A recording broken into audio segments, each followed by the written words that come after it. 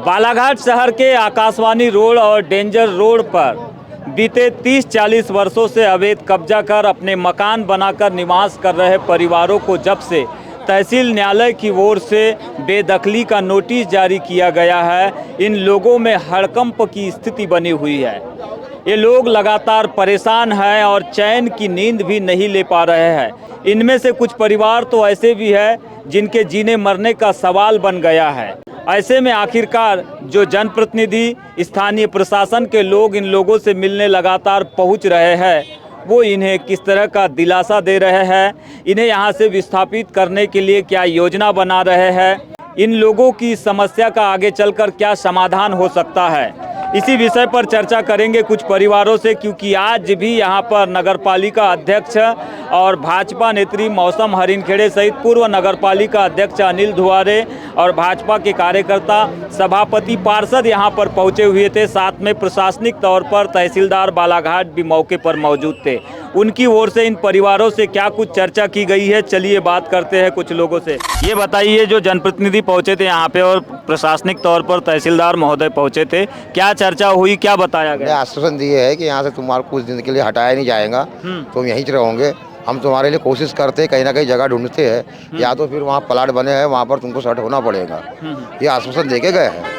अच्छा, तो कब तक यहाँ पर रहने के लिए कहा गया है? अभी साल भर का टाइम तो दिए है उनने। साल भर का समय मिल गया है।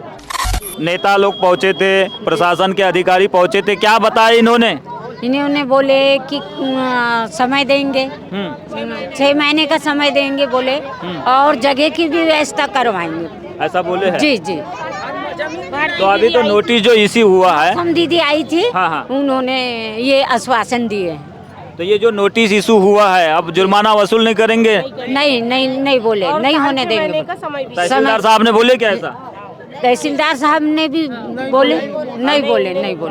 तहसीलदार साहब ने नहीं बोले। क्या नाम, आपका नाम क्या है? मेरा नाम नितिन बोरकर है। हाँ।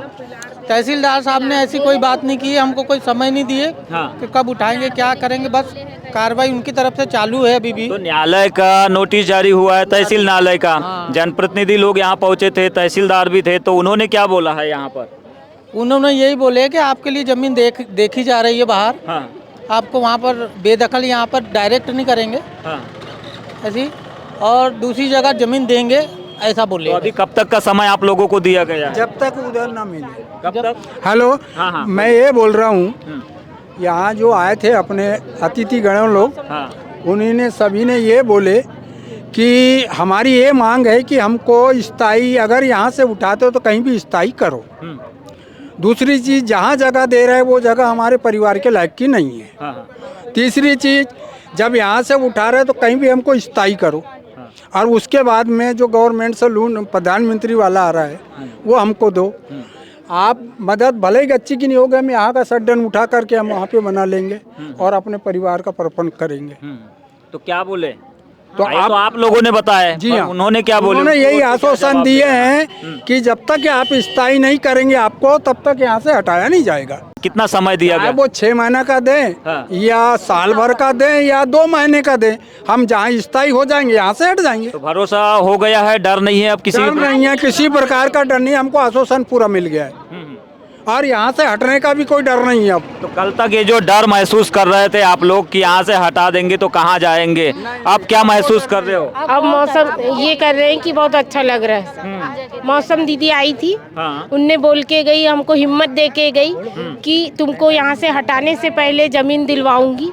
और तहसीलदार सर ने भी यही कहा है कि यहाँ से अगर हटाएंगे हम तो उससे पहले तुमको स्थापित करेंगे कहीं जमीन देके। तो कल तक जो आप लोग सो नहीं पा रहे थे, चैन से यहाँ पर रह नहीं पा रहे थे, आज सोएंगे हम। आज नींद आएगी क्या? आज नींद आएगी हमको, आज नींद आएगी, आज नींद आएगी और हम नया साल भी यहीं मनाएंगे। तो भले प्रशासन के नोटिस की वजह से इनकी नींद उड़ गई हो, इनका चैन छिन गया हो, लेकिन आज ये राहत महसूस कर रहे हैं। तसल्ली भरा इन्हें जवाब मिला है प्रशासन की ओर से, स्थानीय जनप्रतिनिधियों की ओर से, कि अब उन्हें यहाँ से बेदखल नहीं किया जाएगा।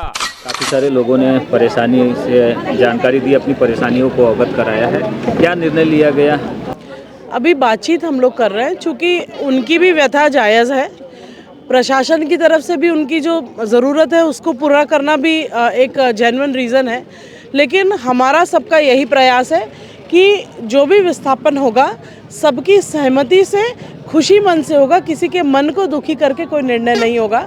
चूँकि ये रोड मत की ज़मीन है, पीछे तहसील ऑफिस बनना है, लेकिन यहाँ जो हमारे 60-65 परिवार रह रहे हैं वे सभी अच्छी जगह सुरक्षित विस्थापित हो जाए, यह भी हमारी प्राथमिकता है और उसी पर हम सब काम कर रहे हैं। प्रशासन से भी बातचीत करके निर्णय सकारात्मक लेंगे। प्रशासन की ओर से कोई निर्णय लिया जा रहा है या नहीं? क्या अल्टीमेटम के आधार पर ही कार्रवाई होगी आगे? ऐसा नहीं है, चूँकि उनकी भी ज़रूरत जायज़ है और स्थानीय यहाँ के जो रहवासी हैं उनकी भी बहुत ही जेन्युइन उनकी ज़रूरतें हैं।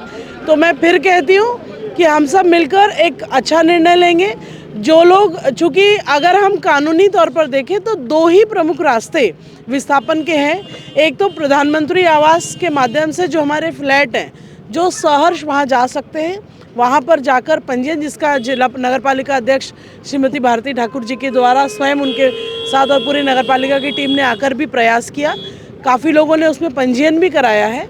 दूसरा ये प्रयास है कि कोई भूखंड इन्हें आवंटित हो, चूँकि अभी बहुत सारी चुनौतियाँ हैं शहर में हमारे पास ऐसे भूखंड भी बहुत लिमिटेड है या नहीं के बराबर है, जहाँ पर ज़मीन दे दी जाए और प्रधानमंत्री आवास का 2.5 लाख वहाँ पर स्वीकृत हो जाए। साथ ही अगर आसपास का कुछ अप्रोचेबल 5-6 किलोमीटर का जो एरिया है, कहाँ भूखंड होगा, अभी यहाँ पर तहसीलदार भी आए थे, स्थानीय पटवारी भी आए थे, राजस्व के हमारे आरआई भी यहाँ पर आए थे।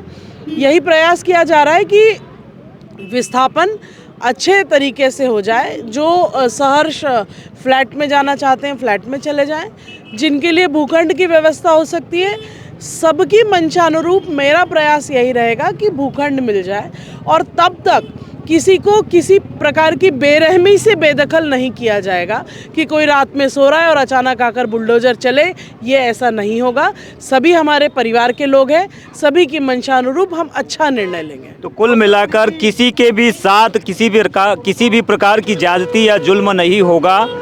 शासन जो कदम उठाएगा वो सोच समझकर ही उठाएगा और नगरपालिका प्रशासन और स्थानीय जनप्रतिनिधियों के तौर पर मौजूद मौसम विशेष ने आश्वासन दिया है कि 2 प्रकार के रास्ते निकाले जा रहे हैं उन गरीब परिवारों के लिए जिन्हें तहसील न्यायालय से नोटिस जारी हुआ है बेदखली का।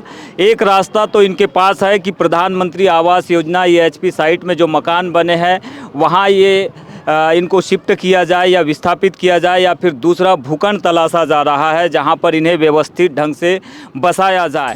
तो ये बड़ी खबर हम आपको वार्ड नंबर 23 से दिखा रहे हैं, जहां पर तहसील न्यायालय से सड़क मत की भूमि पर बैठे 60 से 65-70 परिवारों को नोटिस जारी हुआ है 1 दिसंबर के दिन। उसके बाद इन्हें 18 तारीख अंतिम तारीख दी गई थी। उस तारीख के बाद लोगों ने अपना हर्जाने के तौर पर 500 रुपये की राशि जमा की है और उसके बाद इन्हें अगली तारीख जो है 30 दिसंबर की दी गई है। उससे पहले लगातार यहाँ पर प्रशासनिक अधिकारी दौरा कर रहे हैं, स्थानीय जनप्रतिनिधि दौरा कर रहे हैं और वो लोगों को ये भरोसा दिला रहे हैं कि किसी के भी साथ जुल्म या ज़्यादती नहीं होगी।